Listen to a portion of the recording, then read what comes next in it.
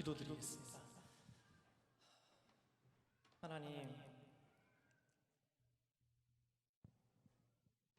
귀한 자리에 저를 세워주셔서 감사합니다.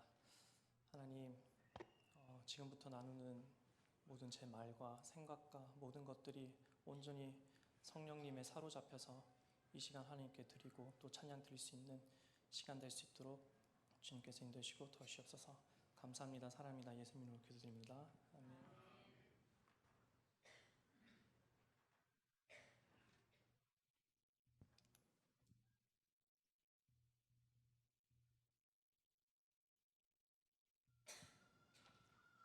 네, 안녕하세요. 저는 지금 독일에서 성악 공부를 하고 있는 강윤강이라고 합니다.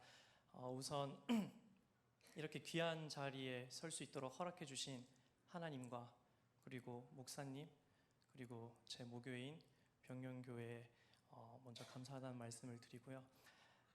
먼저 제가 간증을 하게 된 계기를 좀 먼저 말씀을 드릴까 해요. 보통 누군가 와서 이제 간증을 한다고 하면 세상적으로 좀 대단하신 분들이거나 아니면 좀 그 자기 분야에 있어서 굉장한 성취를 이루신 분들이 나오셔서 그 위치에 있기까지 하나님께서 어떻게 인도하셨고 그런 받은 은혜들을 많이 나누신 걸 제가 많이 봐왔거든요. 그런데 제가 유학을 하는 가운데 입시로 좀 고생을 많이 했어요. 그때 마음이 굉장히 많이 힘들었는데 그때 제가 들었던 생각이 뭐냐면 나는 비록 지금 당장 이렇게 뭐 노래를 잘하거나 뭐 일이 잘 풀리거나 세상적으로 이렇게 떳떳이 뭐 자랑할 것도 없지만 꼭 그렇게 돼야지만 하나님을 나누고 증거할 수 있나? 이런 생각이 좀 들었어요. 그래서 나 지금 비록 계속 실패하고 넘어지고 있어도 나 하나님 누구보다도 사랑하고 하나님과 정말 뜨거운데 얼마든지 나도 하나님 증거하고 나눌 수 있는데 라는 마음을 그때 처음으로 좀 가지게 됐어요. 그러다가 또 감사한 기회로 또 한국을 잠깐 들어올 수 있게 되었는데 기왕이면 제가 어릴 적부터 여기서 나고 그리고 자라고 제가 자라는 모습들을 계속 지켜봐 주셨고 그리고 저를 위해서 기도를 많이 해주신 목사님과 그리고 성도님들과 함께 이것들을 나누면 좋지 않을까라는 마음을 좀 주셔서 기도를 하다가 목사님께 전화를 드렸어요. 그랬더니 목사님께서 굉장히 흔쾌히 하라고 이렇게 허락을 해주셔서 이 자리에 서게 되었습니다. 다시 한번 감사를 드리고 이런 오피셜 그러니까 이런 공적인 뭐라고 해야 돼요? 공적인 자리에서 이렇게 간증하는 게 처음이어서 지금 굉장히 떨리지만 네, 다소 좀 두서가 없이 이야기를 하더라도 너그러운 마음으로 이해해 주시면서 들어주시면 감사하겠습니다. 3년 반 만에 제가 지금 독일에서 한국을 왔는데요. 2016년 2월에 독일 함부르크로 제가 유학을 가게 됐습니다. 함부르크로 가게 된 거는 이제 제 친구가 함부르크 학교를 다니고 있었고요. 그리고 그 친구가 배우고 있는 선생님께 이제 저도 배우고 싶어가지고 함부르크로 가게 됐어요. 가가지고 제가 같이 말씀 읽기를 하고 묵상 나눔을 하고 있는 목사님이 한 분 계시는데 제가 유학을 나와가지고 이제 온라인 인터넷 화상 채팅으로 예배를 들어주셨어요. 유학을 나갔다고 하셔가지고 그래서 처음 유학 나간 날 같이 목사님과 함께 예배를 드리고 기도를 해주시는데 저한테 어떻게 기도를 해주셨냐면 하나님 윤강이의 유학 생활 가운데 하나님께서 함께 달라고 이렇게 기도를 해주셨어요. 그러고 이제 바로 다음 날 제가 이제 그 친구의 선생님에게 컨택을 하려고 이제 찾아갔어요. 친구랑 같이 가서 이제 가서 인사도 하고 이제 레슨도 받고 끝난 다음에 이제 이렇게 나왔는데 그 선생님의 와이프 되시는 분이 이제 저한테 물어보시는 거예요. 너 이름이 뭐야? 이렇게 물어보시더라고요 저한테. 그래서 제가 나 캉이야 이랬어요. 제 이름이 강윤광이니까 캉이야 이랬더니 그 선생님이 칸트 이러는 거예요. 그래서 제가 아니 캉이야 카아엔게 캉 이랬더니 칸트 계속 이러시는 거예요. 못 알아들으신 거예요. 그래서 제가 너무 어렵나 이랬는데 갑자기 그 선생님이 뭐라고 하시냐면 저한테 너 혹시 독일에서 굉장히 유명한 철학자가 있는데 그 이름이 누군지 아냐 이러시는 거예요. 그래서 누군데 이랬더니 칸트라고 있다고. 칸트 안다고 이랬더니 뭐라고 하셨냐면 그 칸트의 풀네임이 임마누엘 칸트야 이러면서 너 오늘부터 이름 임마누엘로 해 이렇게 저한테 이름을 지어주셨어요. 근데 처음에는 이제 임마누엘이구나 막 이러는데 제가 인지를 못하고 있다가 옆에 있는 친구가 같이 예배를 드렸잖아요. 저랑 전날 형 어제 그 목사님 기도해 주신 거 기억나지? 이러면서 이제 임마누엘 뜻 알지? 이렇게 저한테 말을 하는 거예요. 그래서 임마누엘 뜻이 내가 너와 함께함이라 그 말씀을 주셨는데 처음 독일에 가자마자 하나님이 저에게 언약의 말씀을 주신 게 내가 너와 함께하겠다라는 말씀을 주셨어요. 그래서 그 이름을 받고 이제 처음으로 입시 여행을 가게 됩니다. 독일은 한국이랑 좀 달라요. 입시를 보면 보통 한 10군데 정도 보거든요. 독일 전역을 돌면서 시험을 보고요. 그리고 지원을 하면 학교 측에서 이제 시험을 보러 오라는 편지를 줘요. 근데 그때 이제 시험 날짜가 적혀져 있는데 보통 이게 겹치는 데가 많아서 일단은 지원을 다 하고 그다음에 이제 편지를 받아서 안 겹치는 쪽으로 이제 시험을 돌게 됩니다. 그래서 이제 제가 쭉 학교를 시험을 돌게 됐는데 첫 시험이잖아요. 떨리는 마음도 있었고 이제 언어도 잘 못하니까 좀 걱정이 많았는데 감사하게도 제가 시험을 쭉 도는데 모든 학교에서 2차까지 시험을 봤어요. 독일은 시험이 1차, 2차로 나눠져 있고요. 2차에서 합격, 불합격을 이제 결정을 지어요. 근데 보통 독일 학교에서 적게는 100명에서 200명이고요. 많게는 제가 400명까지 봤거든요. 한 학교 시험 볼 때. 근데 그 2차 명단을 한 10명 정도 올리는데 한국인 포함해서 제가 한 두세 명 정도의 그 명단에 계속 들어가는 거예요. 그래서 와 뭐지? 나 노래 진짜 못했는데 왜 내가 2차 올라가지? 막 이럴 정도로 그렇게 계속 2차를 갔어요. 결론은 2차에서 되진 않았어요. 합격은 못하고 계속 2차를 갔어가지고 조금 마음의 위안이 있었지만 제가 함부르크 학교에 이제 컨택을 했다고 말씀을 드렸잖아요. 근데 제가 함부르크 시험을 보러 갔는데 그때 마침 그 교수님이 다른 교수님이랑 싸우셔가지고 심사를 안 오셨어요. 그래서 저 혼자 자력으로 2차를 갔어요. 갔는데 2차에서 노래를 뭐 잘한 것도 있고 못한 것도 있는데 교수들이 굉장히 저한테 관심을 많이 보여줬어요. 왜냐하면 보통 2차에서는 많이 불러야 한 2곡 아니면 3곡 정도 부르는데 저만 한 5곡을 불렀거든요. 그래서 계속 뭔가 더 끌어내주고 싶고 막 이런 게 느껴지고 교수들이 마음에 들어하는 걸 느꼈는데 그러질 못했어요. 보통 독일 학교는 그 2차쯤 되면은 교수가 나 쟤 내가 데리고 갈게 이러면 뽑히는 거거든요. 왜냐하면 내가 가르칠 학생이기 때문에. 근데 2차에 제가 컨택한 교수는 오지를 않았고 그리고 그 지원할 때 레러 분시라고 해가지고 이제 교수 희망 뭐 1지망 2지망 이렇게 쓰는 게 있거든요. 저는 당연히 컨택을 했으니까 그 교수님의 이름을 썼는데 이제 교수들이 이제 이렇게 이걸 보면서 노래를 듣다가 근데 너 캐롤린한테 컨택했네 이러면서 이제 저를 딱 보더라고요. 그러면서 이제 알겠어 고마워 이러고 이제 입시가 끝이 났어요. 뭐 첫 시험이니까 뭐 첫 술에 배부르겠냐 이런 마음으로 입시가 안 됐지만 그래도 뭐 그 한국인이 정말 많거든요 나가면. 근데 그 중에서도 아무튼 2차까지 간 거는 뭐 좋은 사인이니까 그래 뭐 그러면 다음 입시 때 조금 더 잘 준비를 해서 하면은 다음 입시는 되겠지라는 생각이 들었어요. 그리고 이제 제가 그 교수님 컨택은 이제 갔는데 결국 안 들어오시고 연락이 좀 이렇게 돼서 거기 이제 제가 끊고 쾰른으로 이사를 가려고 했어요. 왜냐하면 레슨 받을 선생님을 생각을 하다가 쾰른에 굉장히 좋은 한국분 선생님이신데 신앙적으로도 굉장히 훌륭하신 분이 계셔서 그분한테 가서 좀 배워볼까 생각하고 이제 쾰른으로 이사를 한창 준비를 했거든요. 그런데 결론을 말씀드리면 이사가 무산이 됐어요. 제가 가기로 다 했고 이제 날짜까지 다 정해놨는데 그 담당 그 집 주인과의 그런 대화가 좀 문제가 있었어가지고 결국은 안 되고 어떻게 해야 되지 찰나 이렇게 고민하고 있는데 마침 저희 교회에서 저는 함부르크 순복음 교회를 섬기고 있었어요. 교회에서 사모님이 저한테 오시더니 저희 교회 밑에 이제 그 기숙사식으로 이렇게 방을 좀 내놨거든요. 그래서 조금 더 싸게 해줄 테니까 교회에 들어와서 살래 이렇게 먼저 제의를 해주셔가지고 감사하게도 제가 이제 그때부터 교회에서 생활을 하면서 입시를 준비를 하게 됐습니다. 교회 구조가 제가 사는 방이 있으면 이제 한층 올라가면 본당이에요. 되게 좋은 게 이제 본당에서 기도 마음껏 할 수 있고 그 안쪽에 성가대실이 있어서 거기서 연습할 수 있고, 그리고 제가 마침 딱 이사를 갔을 때부터 해서 저희 교회 행사가 여러 개 있었는데 그 중에 북부 연합수련회가 있었고요. 그 다음에 부흥성회가 있었고 그 다음에 가을성회가 있었어요.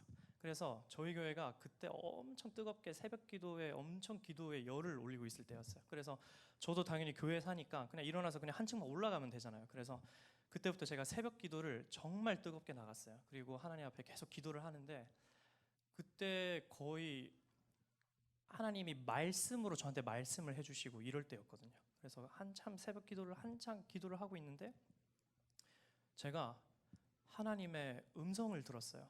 근데 이게 일단 뭐라고 하셨냐면 저한테 한참 기도를 하고 있는데 윤강아 이러더니 윤강아 단을 쌓는 게 먼저야. 노래는 그 다음이야. 저한테 이 말씀을 해주셨거든요. 단을 쌓는 게 먼저다. 노래는 그 다음이야. 근데 제가 이게 처음 들었을 때 이게 뭐지? 막 이러면서 이게 내 마음에서 그냥 제 생각에 난 소리인가? 이런 생각이 들었는데 근데 제가 기도를 하고 있는 내용과 그 문장이 앞뒤 문장을 이렇게 비교를 해보면 전혀 상관이 없는 문맥이거든요. 그래서 이건 진짜 하나님이 지금 나한테 말씀을 해주신 건가? 이렇게 받아들이게 됐어요. 그래서 그때부터 하나님께서 단을 먼저 쌓아라. 노래는 그 다음이다. 이야기를 해주셔서 계속 단을 쌓는 게 뭐지? 계속 이런 생각으로 기도를 한창 하고 있었어요.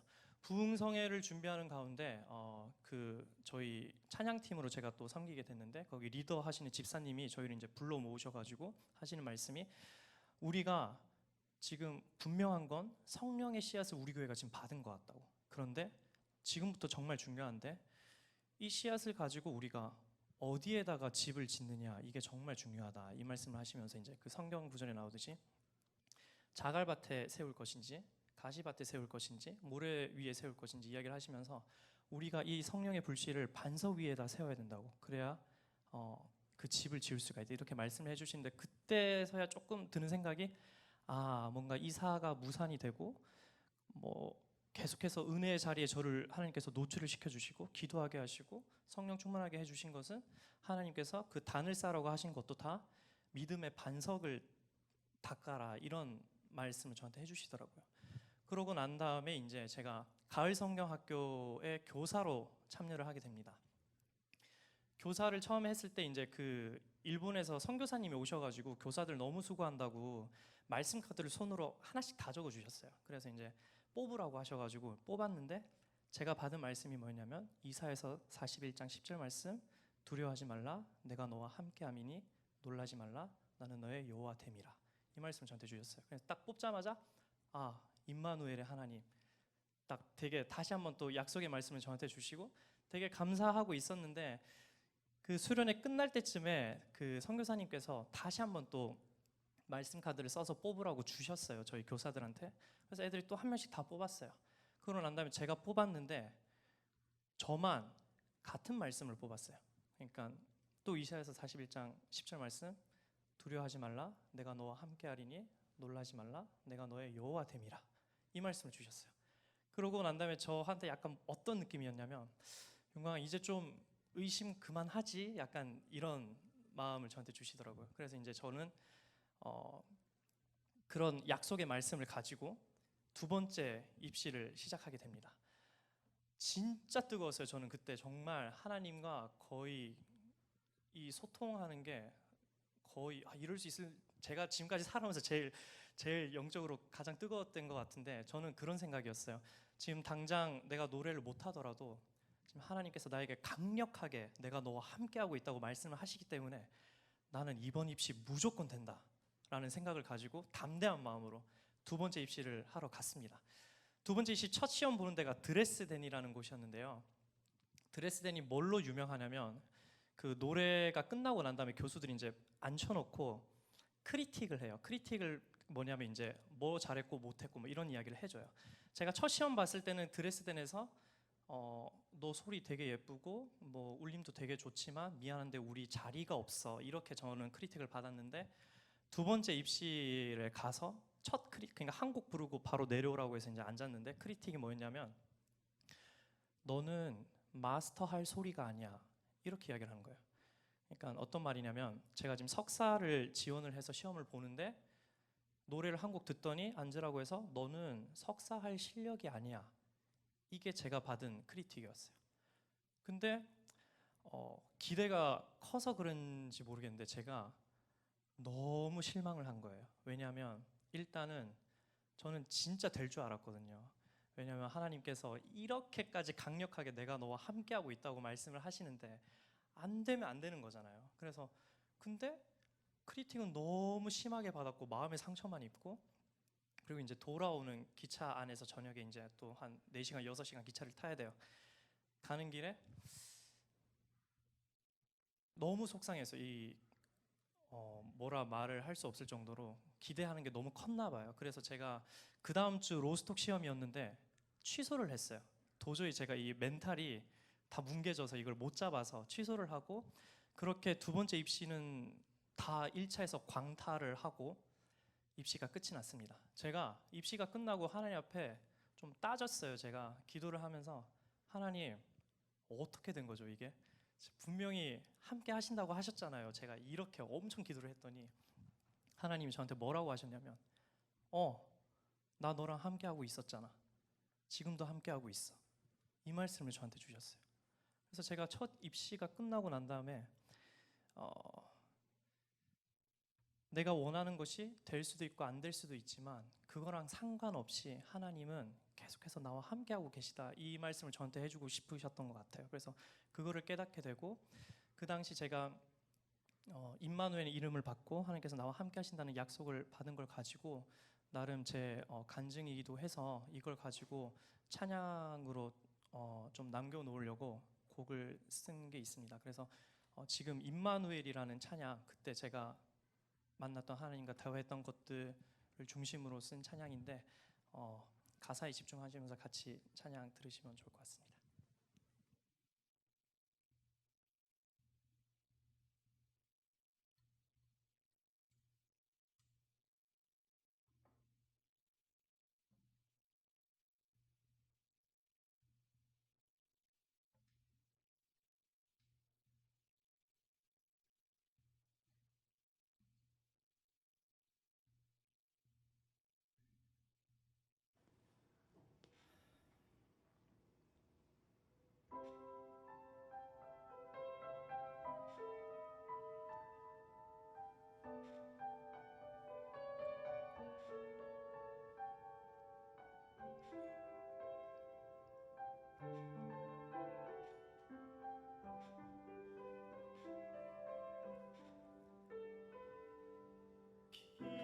깊어지는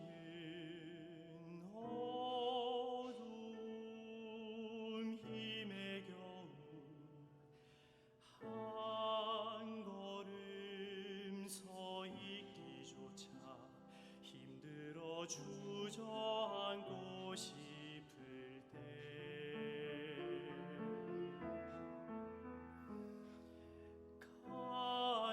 간신히 올라오는 울음 꼭 참고 두 손 꼭 쥐며 더 힘을 내보지만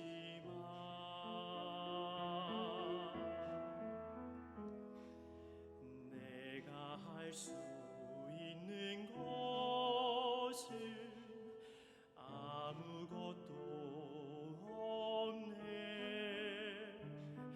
내 힘으로 아무것도 할 수가 없네.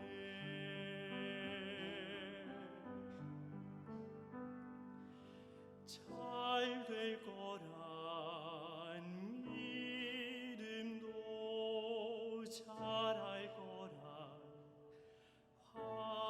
확신도 점점 더 희미해져만 가는데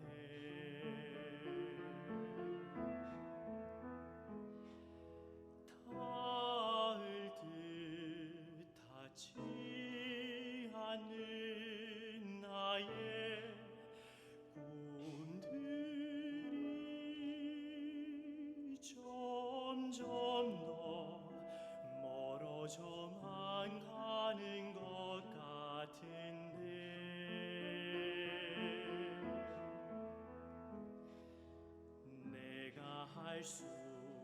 있는 것은 아무것도 없네.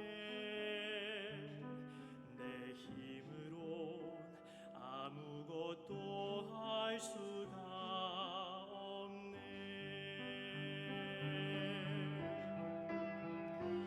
너는 믿으라. 너에게 준 언약의 말씀 너는 붙들라. 너에게 준 언약의 말씀 그저 믿고 따르면, 그저 믿고 따르면 내가 너와 함께 하리라. 임마누엘 임마누엘 내가 너와 함께 하리라. 두려워 말라. 놀라지 말라. 나는 너의 하나님이라. 임마누엘 임마누엘 내가 너와 함께 하리라. 두려워 말라. 놀라지 말라. 나는 너의 여호와라.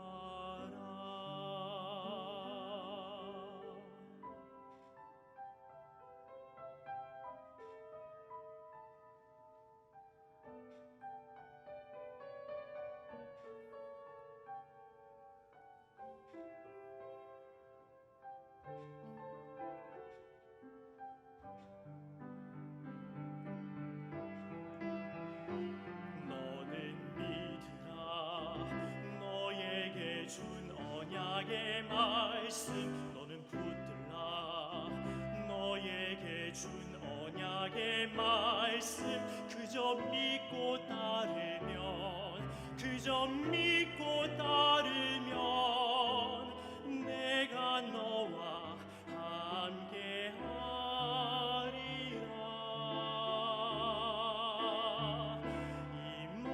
임마누엘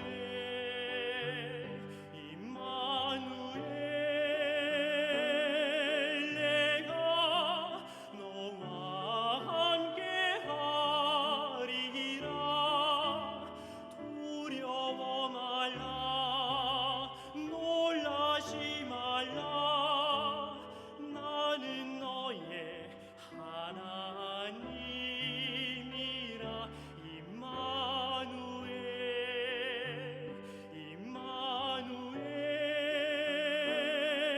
내가 너와 함께 하리라. 두려워 말라. 놀라지 말라. 나는 너의 여호와라. 두려워 말라. 놀라지 말라.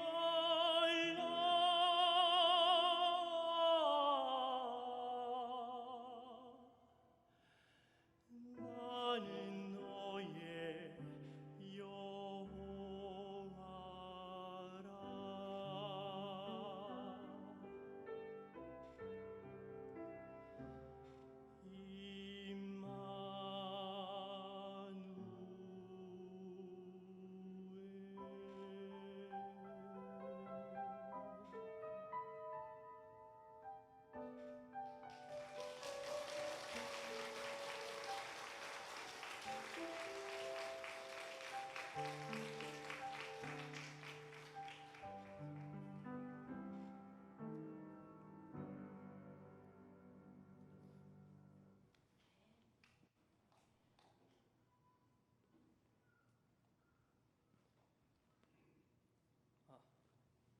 네. 그렇게 두 번째 입시가 끝이 났고요. 세 번째 입시부터는 제가 원래 처음에 개장과라고 해가지고요. 오페라 아리아 몇 개랑 오라토리오 몇 곡이랑 가곡 여러 곡 하는 과를 지원을 했다가 세 번째 입시부터는 제가 과를 바꿨어요. 지원하는 과를. 리트만, 그러니까 리트가 뭐냐면 가곡만 전공하는 과를 지원을 하게 됐는데, 제가 한국에 있을 때 제가 자주 들었던 말 중에 이제 가곡을 너무 잘한다, 독일 가면 굉장히 좋아할 거야, 이런 이야기를 굉장히 많이 들었거든요. 그리고 제가 시험 볼 때도 가곡 부를 때 교수들이 굉장히 좋아해 줘가지고 그러면 가곡 쪽에 스페셜리스트가 돼보자, 이런 마음으로 이제 가곡과를 준비를 하게 됐습니다. 독일에 칼스루헤라는 지역에 칼스루헤 학교가 있는데요. 거기에 이제 할무트 헬이라는 엄청 대가 선생님이 한 분 계세요. 그 가곡과의 이제 반주과 교수님이신데, 독일의 이 할무트 헬이라는 분과 그다음에 헬무트 도이치라는 이렇게 두 분이 독일 안에 그 양대 산맥이세요. 그래서 이 두 분이 지금 살아있는 대가 분들이신데, 그러면 제가 리트를 이제 시험을 준비를 하게 되니까 칼스루헤가 일지망이었어요. 거 가서 이제 거기 교수님한테 배우는 게 이제 제 목표였죠. 그래서 이제 시험을 보러 갔습니다. 칼스루헤 시험을 보러 갔는데 굉장히 잘했어요. 제가 노래를 정말 잘했고요. 분위기가 너무 좋았고, 그리고 그 대가 선생님이라는 분이 저한테 질문을 엄청 많이 해주시고, 너 이 학교 들으려면 이제 언어 어디까지 필요한데 준비해, 뭐 이런 식으로 이제 말도 해주시고, 그리고 이제 그 과에 이제 다른 성악가 교수님이 여자분이 한 분 계시는데, 그분이 이제 저한테 뭐 이런저런 질문을 하셨어요.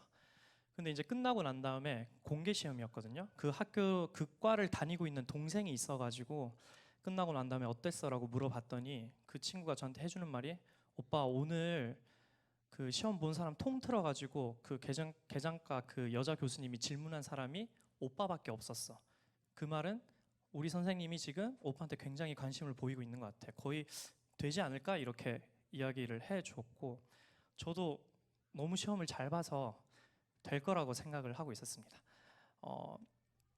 거의 확신을 하고 있었어요. 또 이때도 시험을 너무 분위기가 너무 좋고, 그래서 이제 기다리고 있었는데 아니나 다를까 불합격 편지를 받았습니다. 네, 저도 너무 놀랐어요. 왜 불합격이지? 저는 이해가 안 갔거든요.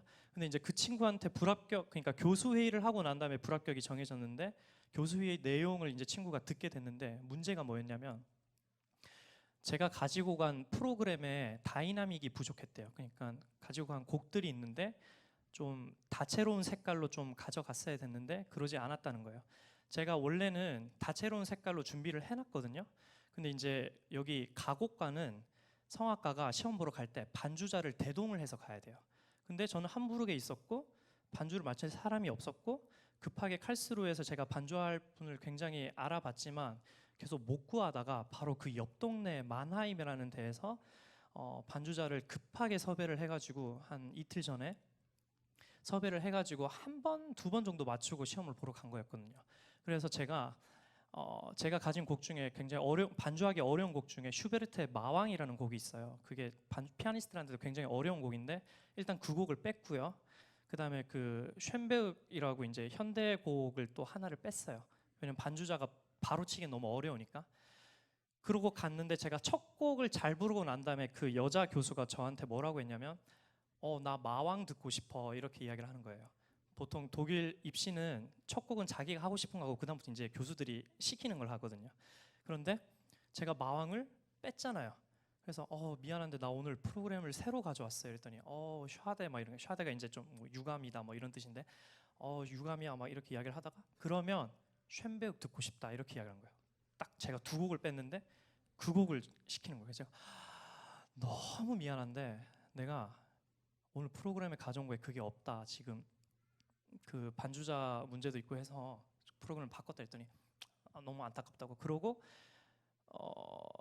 질문도 잘 했는데 결론은 그 교수가 이제 최종에서 이제 뽑을지 말지를 가리는 자리에서 회의를 할 때 프로그램이 조금 아쉬운데 이렇게 해서 안 된 거예요. 뭐 제 그때 속상함을 뭘로 표현할 수 있냐면, 제가 독일을 가서 콜라 중독에 빠졌거든요. 그래서 콜라를 막 한 모금씩 갖다 놓고 마시는데 제가 콜라를 그때 끊었어요. 근데 너무 속상해서 제가 마트를 가서 콜라를 사왔어요. 1.5리터 콜라를. 그래서 제가 막 벌컥벌컥 마시고 있으니까 같이 사는 친구들이 형 무슨 일이에요? 왜 그래요? 막 이러고 뭐 무슨 일 있냐고요. 나 학교가 안 됐다고 막 그랬더니 애들이 막 너무 놀라고 형 그래도 콜라는 끊어야죠 이러면서 막 너무 속상해하고 있는데 그날 저랑 계속 말씀 나눔하는 목사님이 계시다고 하셨잖아요. 그때 이제 같이 화상으로 또 예배를 드리는 가운데 목사님께서 저한테 뭐라고 하셨냐면 그날 말씀이 이거였어요. 우리가 아무리 찬양하기 힘든 상황과 어려운 상황이라 할지라도 하나님이 우리에게 지금까지 베풀어 주신 은혜들이 사라지거나 거짓은 되지 않는다. 이 말씀을 해주셨어요. 내가 지금 당장 힘들고 하나님 찬양하기 어렵다고 해서 내가 받았던 은혜들이 거짓이었거나 사라지는 게 아니라고. 그러니까 윤강아, 지금부터 너가 받았던 은혜들을 한번 정리를 한번 해봐라 이렇게 말씀을 해주시더라고요. 그래서 뭐 하겠어요? 침대에 누워가지고 이제 혼자 그냥 이렇게 천장 보면서 최대한 생각나는 데부터 뭐 한 5살, 6살, 7살 때부터 이제 연도 단위별로 제가 받았던 하나님의 은혜들을 정리를 한번 해봤습니다. 쭉 계속. 그런데 되게 신기한 건, 감사한 건 그렇게 정리를 하면 할수록 하나님은 굉장히 선하신 분이신 거예요. 그리고 신실하신 분이시라는 것에 대한 확신이 계속 들더라고요. 그래서 지금 당장 3번째 입시가 안 되고 뭐 또 뭐 떨어졌지만 내가 믿는 하나님은 굉장히 선하시고 신실하신 분이시다라는 것에 대한 확신을 제가 그날 가지게 됐어요. 그러고 제가 그때 이제 베를린 혼자 하다가 이제 시험을 망했잖아요. 그래서 이제 그 다음 입시부터는 제가 베를린으로 레슨을 다녔는데 이렇게 알바하면서 당일치기로 왔다 갔다 레슨을 받으러 갔었거든요. 근데 마침 베를린에서 여러분이 아실 수도 있겠지만 다니엘 김 선교사님이라고 굉장히 유명하신 분이 계신데 그분이 이제 베를린에서 집회를 하러 오셨어요. 그래서 이제 제가 거기에 참여를 했는데 그때 말씀 중에 기억에 남는 게 뭐냐면 예수의 제자들이 그 귀신을 쫓은 걸 가지고 굉장히 기뻐하면서 예수님께 찾아와가지고 예수님 보십시오, 나도 귀신을 쫓아냈습니다 하고 엄청 기뻐해요. 그랬더니 예수님께서 하시는 말씀이 너네가 그걸로 기뻐해서는 안 된다. 귀신이 만약에 안 나갔으면 너네가 안 기뻐할 것이냐. 너네가 기뻐할 것은 오직 너의 이름이 하늘의 그 생명책에 기록되는 것으로 기뻐해야 되고 너희가 기뻐할 것은 오직 하나님 한 분만으로 기뻐할 수 있어야 된다. 이 말씀을 저한테 해주셨어요. 그래서 그 당시 저희 집 가훈이요. 가훈 말씀이 여호와를 경외하며 항상 기뻐하고 쉬지 말고 기도하며 범사에 감사하라 했는데 제가 쭉 커오면서 이 말씀을 묵상할 때 항상 쉬지 말고 기도하라 할 수 있을 것 같아요. 범사에 감사하라 할 수 있어요. 근데 항상 기뻐하라는 제가 도무지 모르겠는 거예요. 어떻게 24시간 내가 기뻐할 수 있지? 가능한가 이게? 가능한 말씀인가? 이러고 있었는데 그때 저한테 어떤 말씀 주셨냐면 저희가 기뻐할 것은 하나님 한 분만으로 기뻐해야 된다고 하셨잖아요. 그러니까 내가 기뻐할 수 있는 것은 내 안에 하나님 한 분이 계신데 그것만으로 내가 만족하고 기뻐할 수 있다는 것은 내 안에 하나님이 가득하다는 거, 즉 그것은 내 안에 성령님이 가득하다는 거. 성령 충만할 때 내가 그걸로 기뻐할 수 있다. 그리고 내가 기뻐해야 될 이유는 오로지 성령 충만한 것에 있다. 그 말씀을 제가 이해를 이제 하나님의 말씀을 이제 이해를 하게 됐어요.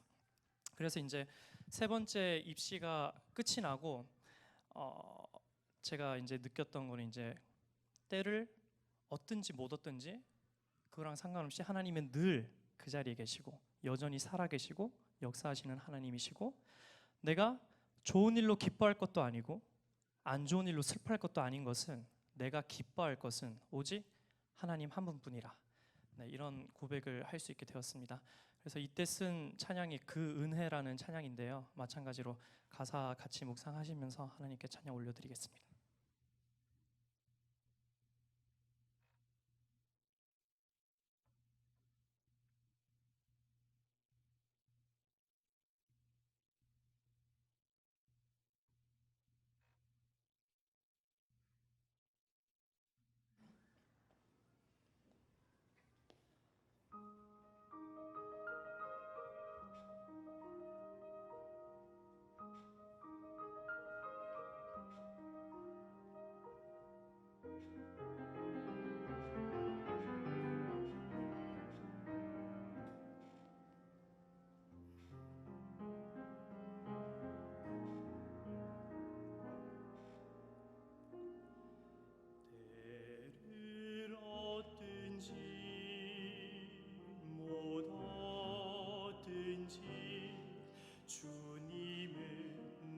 자리에 계셔 여전히 살아계시고 역사하시는 하나님을 난 오늘도 신뢰해 힘든 일로 마음 상하지 않고 좋은 일로 기뻐하지 않음을 내가 기뻐할 것은 오직 예수 그리스도 한 분뿐이라.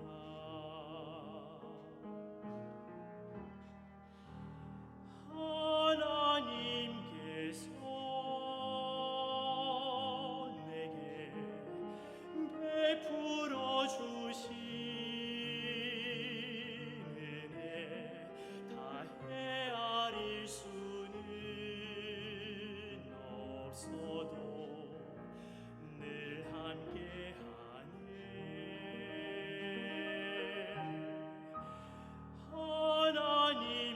하나님께서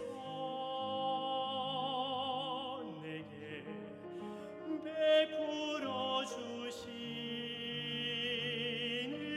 은혜 그 은혜 안에 나 영원히 거하려네.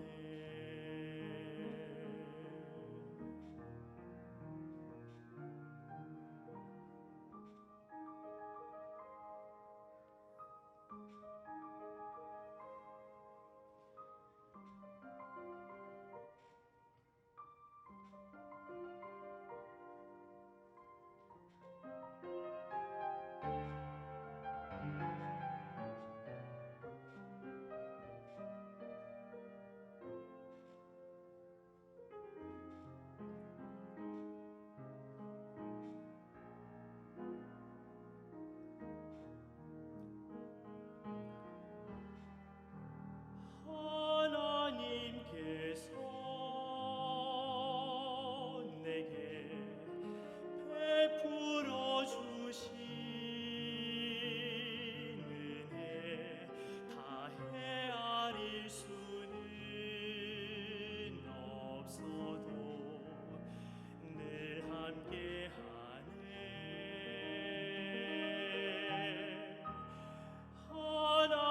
하나님께서 내게 베풀어 주신 은혜 그 은혜 안에 나 영원히 거하려네.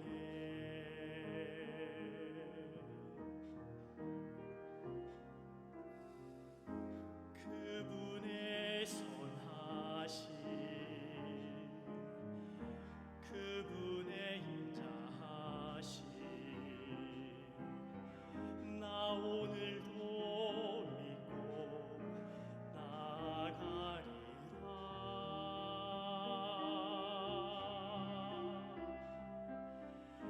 그분의 선하심 그분의 신실하심 나 오늘도 믿고 나아가리라.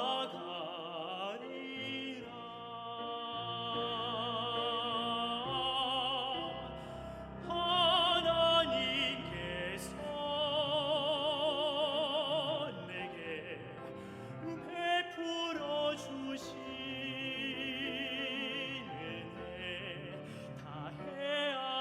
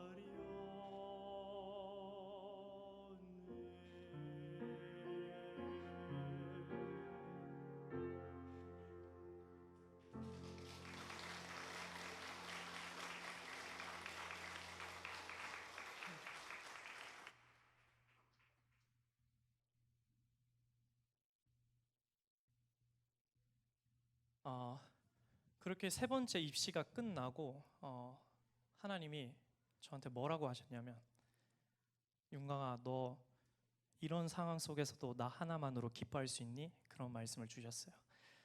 아멘으로 화답을 하고 그럼에도 이제 좀 힘이 들 수 있잖아요. 그런데 그때 제가 친한 형이죠. 연락을 자주 못해서 그렇지. 미국에 있는 형이 저한테 전화가 온 거예요. 학교 선배인데 너무 오랜만에 갑자기 연락해서 좀 너무 생뚱맞고 좀 당황해가지고 형 잘 지냈어요? 막 이렇게 이야기하는데 갑자기 형이 저한테 그래 뭐 너 잘 지내? 이렇게 물어보길래 제가 형 제가 지금 굉장히 세상적으로 많이 실패하고 있습니다. 넘어지고 있습니다. 그런데 그래도 지금 하나님과 굉장히 뜨겁고 하나님과 굉장히 관계 잘 유지하고 있다고 이렇게 이야기했더니 형이 저한테 하는 말이 그럼 잘 살고 있네 이렇게 이야기를 하는 거예요. 그러면서 하는 얘기가 윤광아 지나고 나면 너가 당장 입시가 다일 것 같지만 학교가 돼도 문제고 졸업을 하고도 문제고 직장이 생겨도 문제고 결혼을 해도 문제고 애가 나와도 문제고 그러니까 인생은 계속해서 우리의 걱정과 고민거리가 계속해서 있는 거라고. 그건 당연한 건데 거기서 너가 하나님 앞에 올바로 잘 서 있으면 그럼 너 지금 잘 살고 있는 거야 이렇게 말을 해주더라고요. 그래서 하나님이 그런 식으로 저한테 좀 위로를 주셨어요. 그러고 난 다음에 이제 대망의 마지막 네 번째 입시를 준비를 하게 됩니다. 보통 2년을 잡거든요. 입시를 비자가 그때 끝나요 보통. 그래서 이제 마지막 입시를 준비를 하면서 제가 이제 부모님이랑 통화를 하면서 엄마 이번에 입시 안 되면 나 한국 들어갈게. 그래서 이제 마지막 입시를 선언을 하고 시험을 준비를 하게 됩니다. 제가 세 번째 입시 때 굉장히 잘 봤는데 그 프로그램 때문에 떨어졌잖아요. 그래서 그 빠졌던 프로그램을 다시 넣고 다시 시험을 보면 될 거라는 생각을 가지고 준비를 하게 됐습니다. 그리고 이제 칼수를 다시 갔어요. 다시 갔는데 죄송합니다. 시험을 못 봤어요. 제가 그러니까 노래를 잘 못했어요. 그리고 분위기도 굉장히 안 좋았고 그때 저를 굉장히 좋게 봐주던 그 대가 교수님이 저한테 막 이런 질문을 하는 거예요. 너 여기서 졸업하고 뭐 할 거야? 이렇게 물어보길래 나는 뭐든 독일에서 내가 노래하면서 살 수 있으면 난 다 좋아 괜찮아 이랬는데 계속 교수님이 저한테 하는 질문이 아니 그거 말고 너 뭐 할 거냐고 이러면서 너가 가곡가를 지금 지원을 하는데 너가 가곡가를 졸업한 이후에 가곡을 하면서 너가 독일에서 연주를 할 수 있을 것 같아?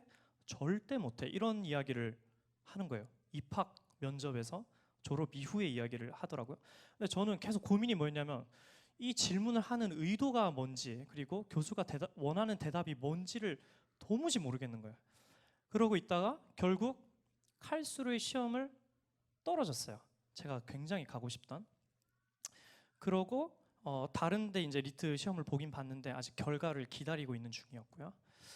그렇게 이제 사실 시험을 보면 알아요. 분위기를 보면 내가 이 학교가 되겠다 안 되겠다 교수들이 날 마음에 들어한다 안 들어한다를 알 수가 있는데 그렇게 썩 긍정적인 학교가 없었습니다 저한테. 그래서 결과는 기다리고 있지만 내가 할 수 있는 건 없고 그냥 불안한 마음에 이렇게 또 침대에 이렇게 멍하니 아침에 누워 있는데 제가 아는 동생이 있는데 그 어머님이 전도사님이세요. 잠깐 독일에 들어오셔가지고 그냥 예배 때 한 번 인사드린 게 단데 그날 아침에 갑자기 저한테 그 친구가 오빠 엄마가 이거 오빠한테 보내주라면서 갑자기 무슨 링크를 보내주는 거예요 카톡으로. 그래서 뭐지? 갑자기 그 잘 모르는 사이인데 링크를 저한테 보내주라고 해서 보냈는데 말씀 클릭해서 봤더니 그 말씀이 뭐냐면 그 지용훈 목사님이라고 이제 뉴욕에서 길거리 선교를 하시는 분이신데 이분의 설교 말씀이었어요. 근데 이분의 설교 말씀인데 제가 이제 틀어놓고 이렇게 누워 있었잖아요. 침대 이불을 덮고 이렇게 엎드려서 이렇게 있는데 이분이 이제 설교를 하시기 전에 자, 다 같이 먼저 기도하시겠습니다 하시더니 기도를 하기 시작하시는데 보라 처녀가 잉태하여 아들을 낳으리니 그 이름을 임마누엘이라 하라. 번역한즉 하나님께서 우리와 함께 하심이라. 이 말씀을 해주시는데 제가 또 눈물이 핑 도는 거예요. 이게 하나님이 아침에 또 저한테 말씀을 해주신 거예요. 윤강아, 내가 너랑 함께하고 있다. 이 말씀을 해주셨는데 그날이 어떤 날이었냐면요. 제가 유학 나온 지 딱 2년째 되는 날이었어요.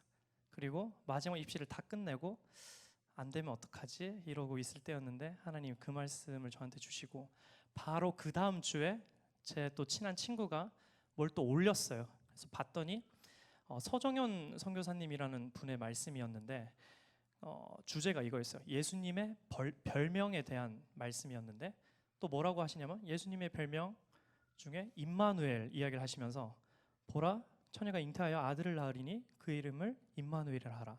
번역한즉 하나님께서 우리와 함께 하심이라. 똑같은 말씀을 다른 링크 다른 설교 말씀을 통해서 저한테 해주시더라고요. 그래서 하나님이 나와 함께하고 계시구나 이걸 느꼈어요. 그러고 있다가 편지가 슈투트가르트에서 날아왔어요. 봤는데 합격 이라고 써 있는 거예요. 그래서 아니요 박수는 이때 치면 안 돼. 이런 걸로 박수 칠 일은 아니에요. 예, 우리가 제가 앞에 말씀드렸듯이 잘 되고 못 되고는 얼마든지 그럴 수 있어요. 그런데 합격인데 뒤에 뭐라고 나와 있냐면 카인플라츠라고 적혀져 있어요. 카인플라츠가 어떤 의미냐면 그러니까 TO가 없다는 거예요. 제가 처음에 드레스덴 시험 봤을 때 너 다 좋은데 미안한데 우리 자리가 없어 미안해 이거랑 같은 거예요. 저는 실기 점수를 합격을 했는데 그 교수 클래스에 TO가 없는 거예요. 졸업하는 학생이 없어서 제가 들어갈 자리가 없는 거예요. 그래서 네 번째 입시가 그렇게 다 떨어지고 일단락이 됐어요. 그때 제 고민은 저거였어요. 한국 간다 그랬잖아요. 한국 가서 내가 뭘 하지? 내가 노래 말고 뭘 할 수 있지? 한국 가면 내가 할 수 있는 게 있나? 그래서 이제 한국에 있는 친구들한테도 연락을 해보고 막 내가 뭐 어떻게 할 수 있지? 나는 왜 이렇게 노래를 못하지? 막 이런 고민과 함께 그러고 있는데 하나님이 저한테 뭐라고 하셨냐면 그때 윤광아 괜찮아? 뭐 이런 게 아니에요. 그 베드로가 예수님을 3번 부인하잖아요. 그러고 난 다음에 예수님께서 나중에 나타나셨을 때 베드로야 그때 왜 그랬어? 이렇게 안 물으시잖아요. 그냥 베드로야 너 나를 사랑하니 이렇게 3번 물으시잖아요. 저도 똑같았어요. 굉장히 힘든 가운데 있었지만 하나님이 저한테 위로의 말씀은 그 임마누엘이라는 말씀을 주시고 난 다음에 저한테 하신 말씀이 윤광아 너 이래도 나 사랑해? 저한테 이렇게 물어보시더라고요.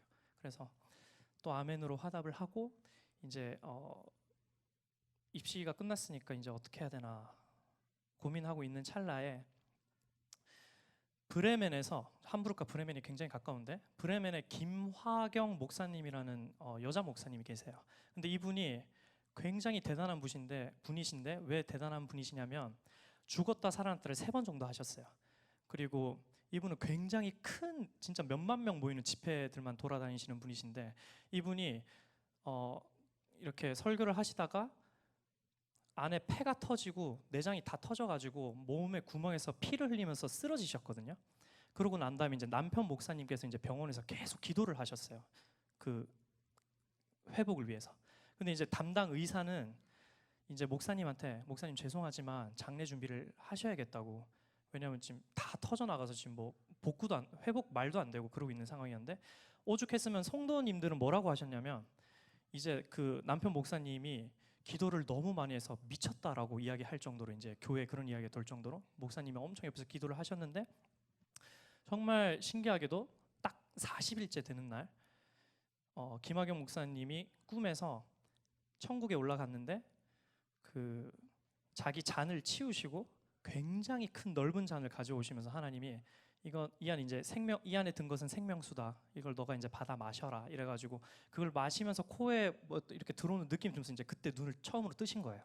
그러고 난 다음에 이분이 이제 계속 집회를 다니시는데 이분이 집회 뭐 조금만 찾아보시면 뜰 거예요. 어떻게 나오냐면 간증을 하시고 같이 따라다니시는 분이 그때 그 의사분이신데 그분이 나오셔서 이렇게 엑스레이 2개를 들고 그러니까 이게 말이 안 되는데 이러면서 이제 그 폐가 다 터진 사진이랑 다시 그 회복된 사진을 같이 들고 다니면서 이제 의사로서 이게 하나님 은혜 없인 말도 안 된다 이런 이야기를 하고 다니고 그리고 이제 이 김학연 목사님이 일반이 혈소판 수치가 제가 그때 얼핏 듣기로는 15만에서 35만이 정상인데 이분은 9천 개가 안 되세요. 그래서 사실은 식물 인간으로 있어야 정상인데 지금 그냥 계속 활동을 그 집회를 다니시고 계시거든요. 그래서 독일은 각 가정마다 자기 주치의가 따로 있어요. 하우스 아스트라고 해가지고. 그래서 일주일에 한 번씩 가야 되는데 가면은 그 의사가 뭐라고 하냐면 그 목사님 보시면서 할렐루야 너네 하나님 살아 계신다고 이런 이야기를 해요. 그럴 정도로 이제 이분이 워낙 그런 식으로 유명해서 이제 브레멘 대학교에서 피를 뽑아가지고 지금도 연구 중에 있고요. 근데 이분이 이렇게 대단하신 분이 저희 함부르크 청년부 수련회 오신 거예요. 저는 이제 네 번째 입시가 끝이 나고 이제 한창 슬퍼하고 힘들어할 때였는데, 근데 이제 저희 담임 목사님께서 이제 그 기도회 중에 이 목사님한테 가서 부탁을 드린 거예요. 아, 목사님 죄송한데 저희 애들 위해서 안수기도 한 번씩만 제발 좀 부탁한다고 이러는 거예요.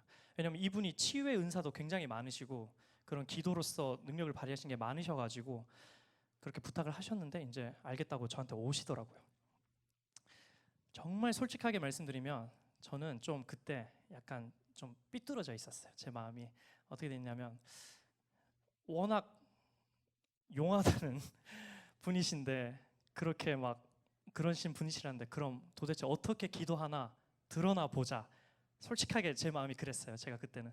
그래서 이제 그냥 오시는구나. 그래 유명하신 분이시니까 기도 한 번 들어보자. 이렇게 엎드리고 있는데 저한테 손을 딱 얹으시더니 기도를 해주셨어요. 뭐라고 해주셨냐면 첫 마디가 하나님 이 아들이 지금 너무너무 힘듭니다. 하나님께서 도와주셔야겠습니다. 이렇게 말씀을 하셨어요. 근데 그때 제가 어떤 마음이었냐면 저는 원래 성격 자체가 좀 낙천적으로 자라가지고 힘든 일이 있어도 자고 일어나면 다 까먹거든요. 그리고 스스로 좀 괜찮아 괜찮아 이렇게 생각하고 있어가지고 저는 사실 그때 힘들다는 생각을 안 하고 있었는데 하나님 이 아들이 지금 너무너무 힘듭니다라고 했을 때 뭔가 제가 꽁꽁 이렇게 안 보이게 꽁꽁 싸매 놓은 거를 누군가한테 이렇게 들쳐서 이렇게 들킨 기분이었어요. 그래서 그때부터 갑자기 제가 눈물이 터지면서 막 기도를 하는데 이제 맞아요 하나님 사실 저 너무 힘들어요 막 이렇게 기도를 했는데 그때 이제 바로 이어서 목사님께서 저한테 어떻게 안수 기도를 해주셨냐면 첫 번째가 아들아 내가 너를 너무너무 사랑한다. 두 번째가 내가 이제부터 너 도와줄게. 세 번째가 회개해라. 네 번째가 부르짖으라. 딱 요것만 말씀하시고 가셨어요. 제 귀에는 뭐밖에 안 들리겠어요? 도와주겠다만 계속 들리는 거예요. 그래서 다음 날 이제 부모님이랑 통화를 하면서 어제 사실 이런 일이 있었는데 내가 안수 기도를 받았는데 하나님께서 도와주신다고 하시는데 내가 한 번 더 입시를 해도 될까? 이렇게 부모님한테 이제 허락을 구하는 저거였어요. 근데 때마침 제가 보통 비자가 2년이라 그랬잖아요. 저는 비자가 때마침 9월까지였어요. 그때 시험이 이제 1월이었고 제가 6월 시험을 한 번 더 볼 수 있는 기회가 저한테 있었어요. 그래서 엄마가 이제 그러면 하나님이 도와주신다니까 한번 해봐라. 그러고 난 다음에 근데 회개 기도했냐고 뭐 이렇게 말씀을 하시더라고요. 그래서 그때부터 회개 기도를 엄청 했습니다. 제가 회개 기도를 하다 보니까 제가 평소에 까먹고 있던 남한테 상처 준 말이나 아니면 정말 대수롭지 않게 생각했던 것들도 회개의 제목으로 떠오르더라고요. 그래서 회개 기도를 그때부터 엄청 하게 됐어요. 그렇게 회개 기도를 한창 하면서 있는데 제가 이제 그 베를린으로 레슨을 다녔다 했잖아요 아까. 근데 제가 1년 정도 다니다가 노래가 더 안 좋아지고 그래서 이제 거기도 레슨 이제 그만 가기로 했어요. 그러고 난 다음에 이제 제가 그럼 입시를 한 번 더 하기로 했는데 내가 레슨을 누구한테 받지 이렇게 고민을 하다가 저랑 또 친한 학교 선후배로 친한 형이 있는데 이 형한테 부탁을 해볼까 말까 계속 고민에 있었어요. 왜냐하면 제가 먼저 부탁하는 걸 좀 잘 못하는 성격이기도 하고 이 형한테 평소에 연락을 좀 잘 안 했어요. 그래서 갑자기 연락해서 형 나 노래 좀 봐줄 수 있어 하는 게 좀 실례되는 것 같기도 하고 그러고 있는데 갑자기 그날 다음 날인가 그 형한테 전화가 왔어요. 저한테 전화가 오더니 광아 잘 지내나 막 이러길래 저한테 형 뭐 그냥 이러고 있다 이랬더니 형이 이제 야 내가 함부르크 한번 갈게 이러는 거예요. 저한테 이랬더니 찾아가는 서비스라고 너는 정신개조가 필요하다 이렇게 이야기를 하면서 내가 한번 갈게 이래서 이제 형이 왔어요. 함부르크에. 그래서 이틀 동안 있으면서 형이 이제 노래를 좀 봐줬어요. 봐줬는데 형이 깜짝 놀란 게 뭐냐면 처음에 이제 노래를 하려고 피아노를 치면서 노래를 했는데 형이 놀래더니 야, 너 왜 이렇게 망가졌어? 이렇게 이야기를 하는 거예요, 저한테. 저는 몰랐는데 제가 발성적으로나 굉장히 많이 안 좋아진 상황이었거든요. 근데 저는 인지를 못하고 있었어요. 그래서 아마 입시가 안 된 것도 있겠죠. 그래서 형이 지금 노래가 중요한 게 아니고 너는 음성 치료가 우선이야 이래가지고 이제 음성 치료하고 막 닌니니 막 이런 거 하고 그렇게 하고 있다가 이제 형이 뭐라고 했냐면 저한테 윤강아 너 이제 마지막이잖아.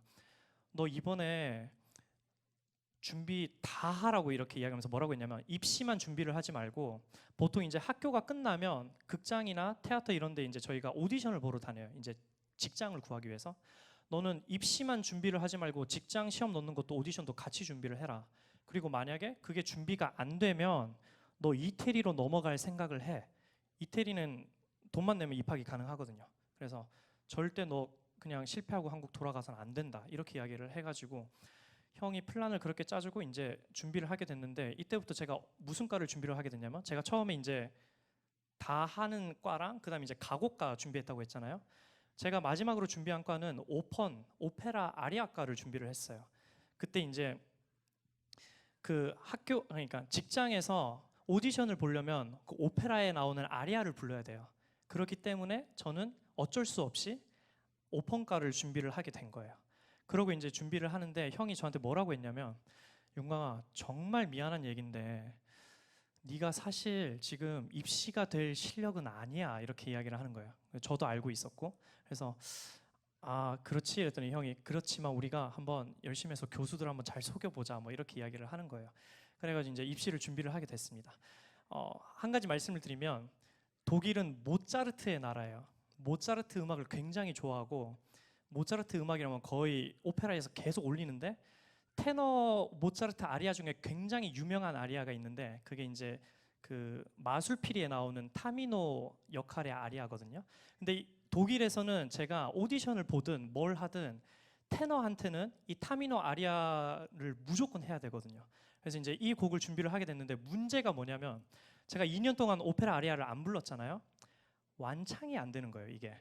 준비를 하는데. 근데 이 곡은 분명히 시킬 것 같은데 완창이 안 돼서 고민을 엄청 하고 있다가 이제 마지막 입시를 보러 다시 갔어요. 그래서 이제 드레스덴이 항상 첫 시험인데 드레스덴 시험을 가서 부르는데 첫 곡을 제가 좀 난이도가 있는 네. 난이도가 있는 곡이어가지고 이 곡이 유명하지 않아서 교수들이 모르면 어떡하지 이런 고민을 하고 있었는데 마침 그 노래를 듣고 한 곡을 더 듣더라고요. 그러니까 이제 저는 계속 떨어지면서 한 곡만 부르고 말았거든요. 그러다가 이제 이제 교수들이 두 번째 곡을 시키기 시작하는구나. 거기에 이제 만족을 하고 그리고 이제 데트몰트 학교로 이제 향하게 됩니다. 제가 데트몰트에 갔더니 제 후배가 데트몰트를 다니고 있었는데 물어보더라고요. 형, 첫 곡 뭐 해? 이렇게 물어보길래 제가 사실 굉장히 이거 유명하지 않은 곡이라 교수들이 모를까봐 좀 걱정이 돼. 이게 굉장히 어려운 곡인데 교수들이 좀 알아줘야 되는데라고 했더니 뭔데? 이랬더니 제가 도니제티에 나오는 리따에 나오는 아리아야 이랬더니 그 친구가 하는 얘기가 형 그거 우리 학교에서 지지난 학기에 오페라로 올린 작품이야 이렇게 이야기를 하는 거예요. 그래서 그래? 이래가지고 다음날 이제 시험을 갔는데 첫 곡으로 뭐 할까나 해서 제가 이 곡을 하겠다 했더니 거기 그 반주과 교수가 시험을 반주를 해주거든요. 근데 앉아 있는 사람 말고 전부 다 모든 교수들이 이쪽 교수를 보는 거예요. 보더니 이 교수가 고개를 끄덕거리면서 자기가 일어나더라고요. 그리고 이제 둘이 자리를 바꿨어요. 저한테 악보 달라고. 그러니까 이 분이 그 전전 학기에 학교 오페라로 이거를 올리신 분이신 거예요. 그래서 이제 이분의 반주에 맞춰서 제가 노래를 하는데 정말 편하게 노래를 불렀어요. 그렇게 노래를 편하게 해본 적이 없었던 것 같아요.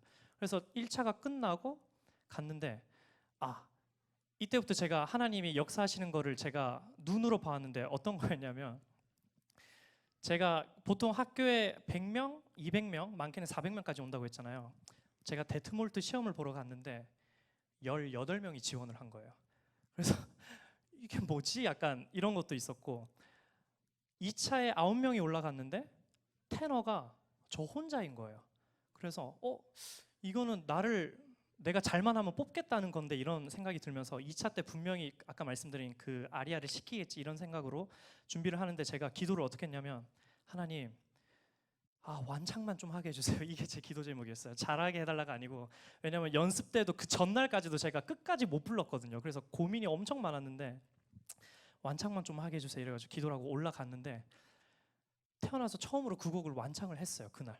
그래서 이제 노래가 끝나고 속으로 하나님, 너무 감사합니다, 드디어 완창을 했어요, 이렇게 있는데 교수들 표정은 그렇게 좋지는 않았어요. 근데 그러고 있다가 두 번째 곡을 시킨 곡이 뭐였냐면 가곡을 시키셨어요, 저한테.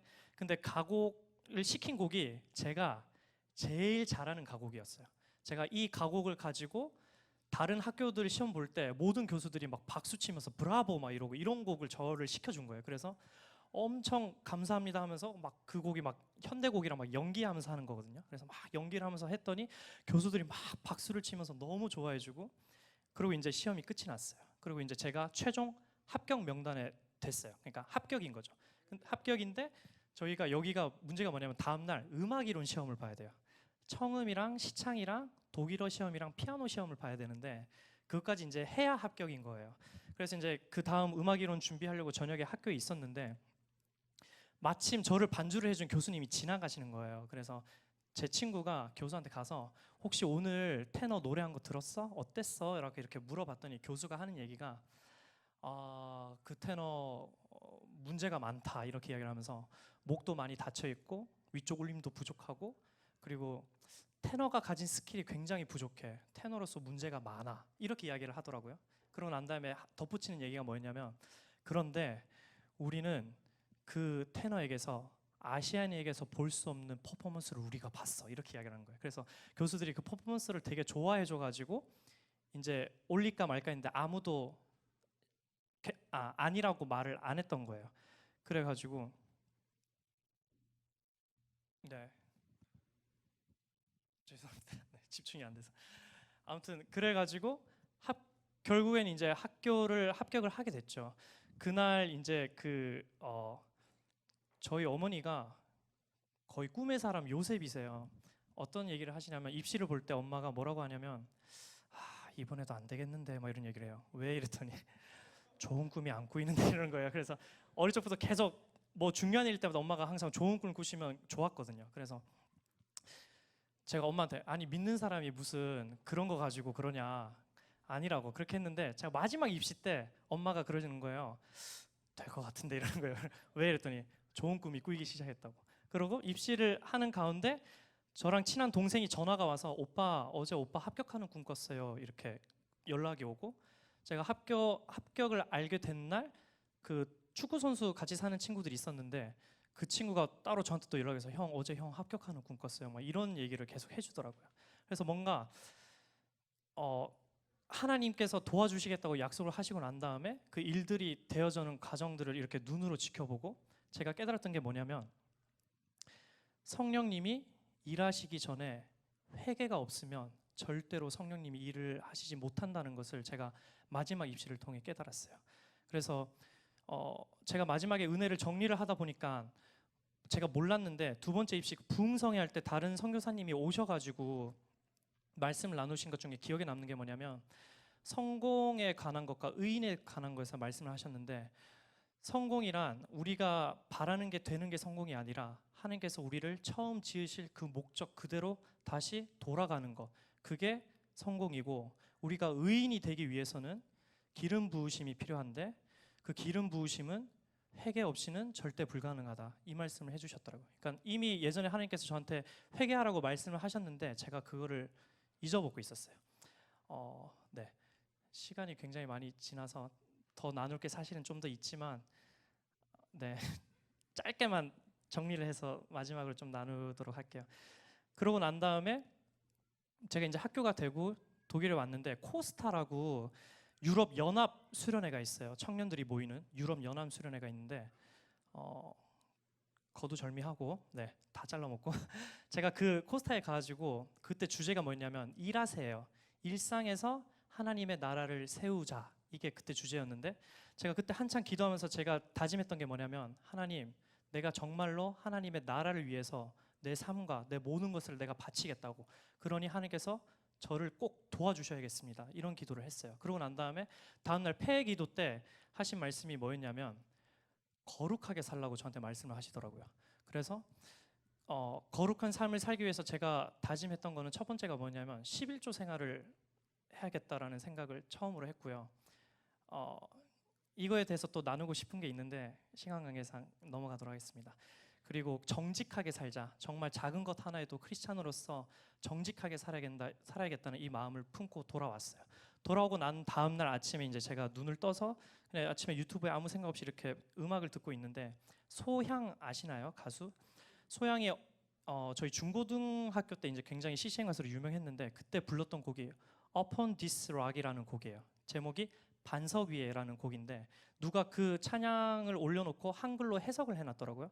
근데 그 가사 내용이 뭐냐면 Upon this rock I will build my kingdom 이라는 제목 내용이에요. 이게 뭐냐면 반석 위에 나의 왕국을 세우겠다 이런 말씀이셨는데 제가 그제서야 드는 생각이 뭐였냐면 지금 2년 반 동안 이 여정을 왔잖아요. 하나님이 윤광아 내가 너의 반석 위에 나의 집을 지을 거야. 나의 왕국을 세울 거야. 지금까지 그런 과정이었어. 그리고 앞으로도 그 과정에서 네가 열심히 걸어가야 돼. 이 말씀을 해주시더라고요. 그래서 되게 그런 마음을 좀 품게 되었고 마지막으로 이제 그 제가 광야 생활에 대해서 조금 묵상을 많이 했는데 지나고 나니까 광야가 우리가 아무리 힘든 상황이 있을지라도 그곳에 하나님이 계시면 광야가 아니고 우리가 아무리 좋은 환경에 있어도 그곳에 하나님이 안 계시면 광야더라고요. 그래서 분명 그 광야의 길은 굉장히 좁고 힘들 수 있겠지만 그 보통 해외 자원봉사하러 가시는 분들이 그 굉장히 오지에 막 씻지도 못하고 힘들게 일을 하시면서도 굉장히 기뻐하시잖아요. 그것은 그들이 하는 행위에 대한 가치를 알고 있기 때문이라고 생각을 해요.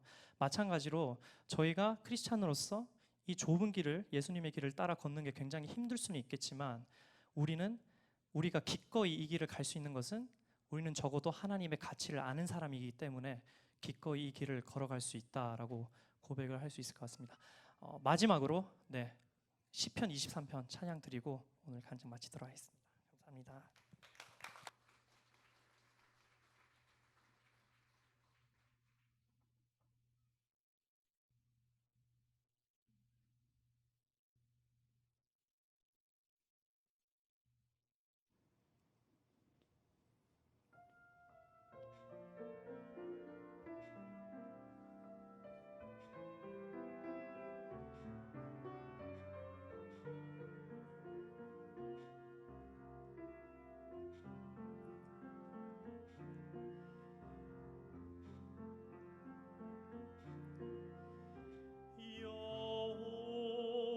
여호와는 나의 목자시니 내가 부족함 없으리로다. 그가 나를 푸른 초장에 누이시며 쉴 만한 물가로 인도하시도다. 내 영혼 소생시키시고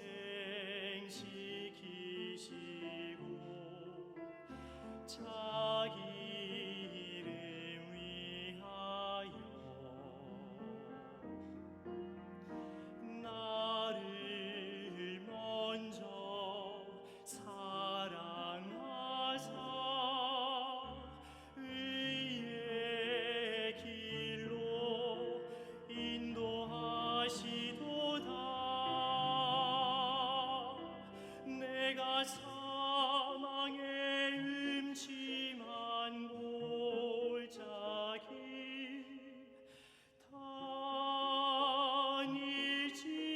다닐지라도 해를 두려워 않음을 주께서 함께 하심이라.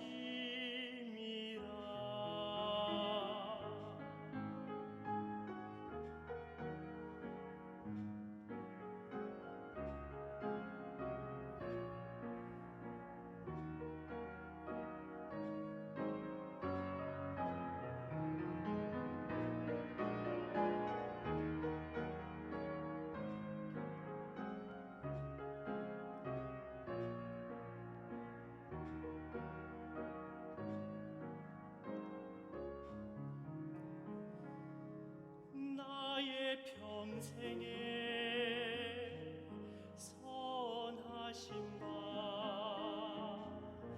인자하심이 나를 따르리니 내가 여호와 집에